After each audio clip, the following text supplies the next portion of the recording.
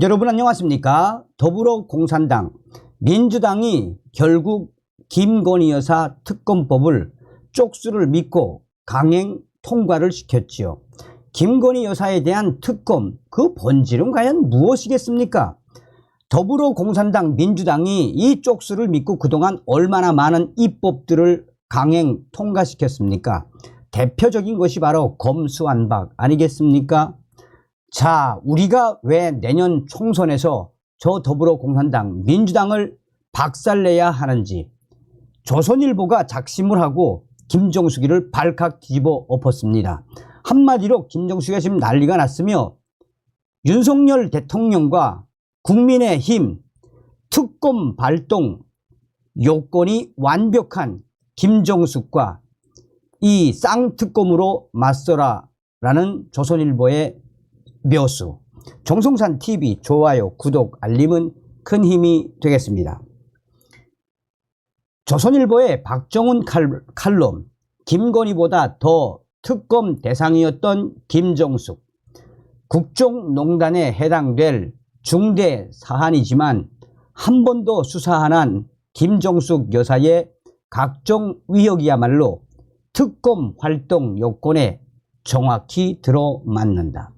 김건희 여사 특검은 전면 거부하겠다는 대통령실과 여당 방침은 하책이라고 봅니다.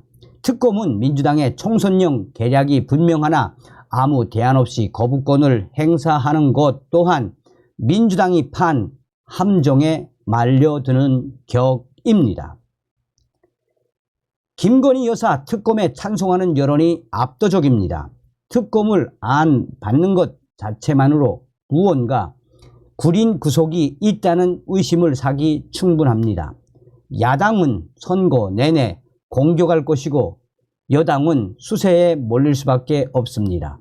이 딜레마를 탈출할 유일한 방법이 총선 후 특검입니다.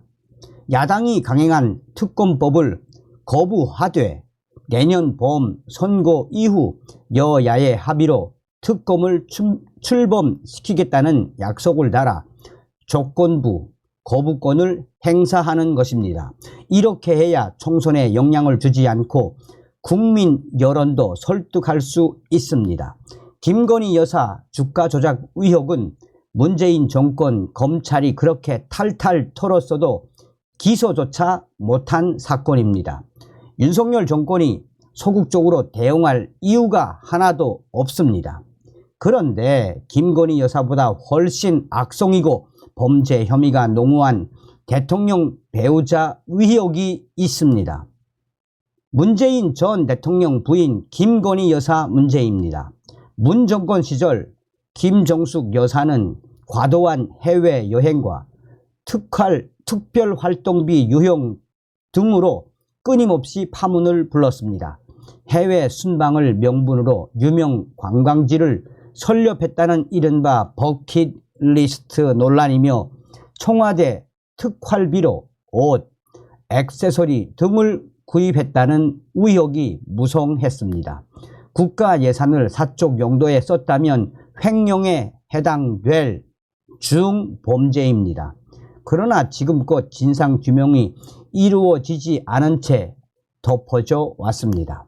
문재인 정권 5년간 김정숙이는 대통령의 거의 모든 해외 출장에 동행했습니다. 외국에 나간 횟수가 무려 48회로 역대 대통령 부인 중 압도적인 1위였습니다.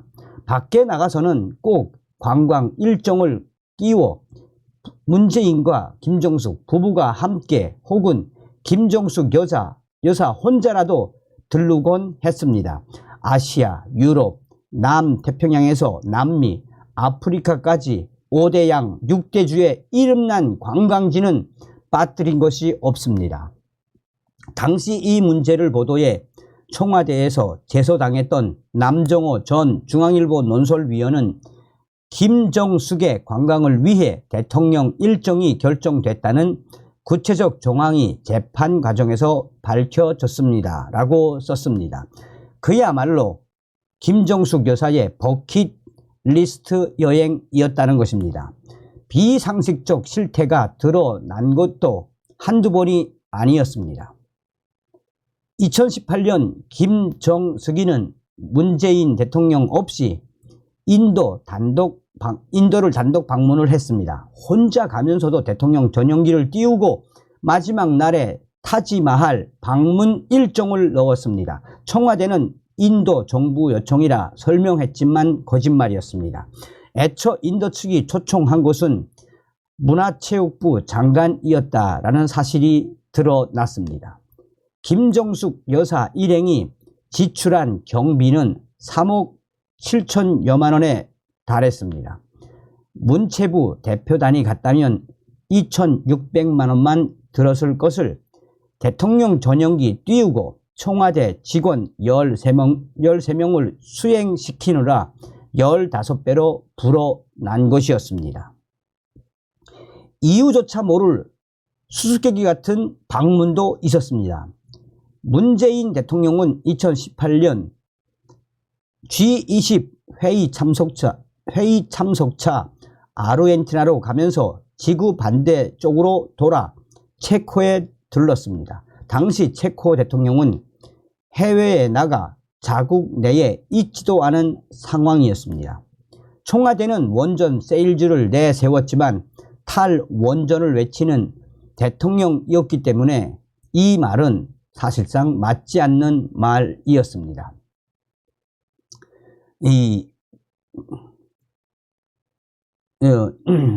내셨지만 탈원전을 외치는 뜬금없는 소리처럼 들렸습니다.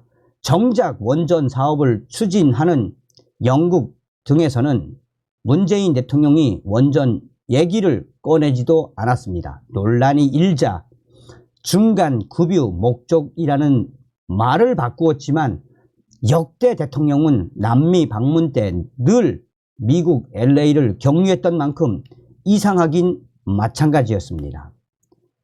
문 대통령 부부의 체코 일정은 총리 면담 외에 프라하 성, 비투스 성당 등 관광지 관람으로 채워졌습니다. 퇴임을 넉 달 앞둔 2022년 초 이집트 방문은 김정숙에게 졸업 여행이었을 것입니다. 문재인 대통령의 중동 순방 중 혼자 피라미드를 비밀리에 방문한 사실이 뒤늦게 밝혀졌습니다. 문재인의 청와대 측은 관광 홍보를 위한 이집트 정부 요청이라고 했지만 홍보 행사를 비공개한 것부터 앞뒤가 맞지 않았습니다. 버킷리스트의 마지막 빈칸을 채워 놓은 것이었습니다. 김정숙 여사는 행사 때마다 의상이 바뀌는 패션 사치로도 유명했습니다.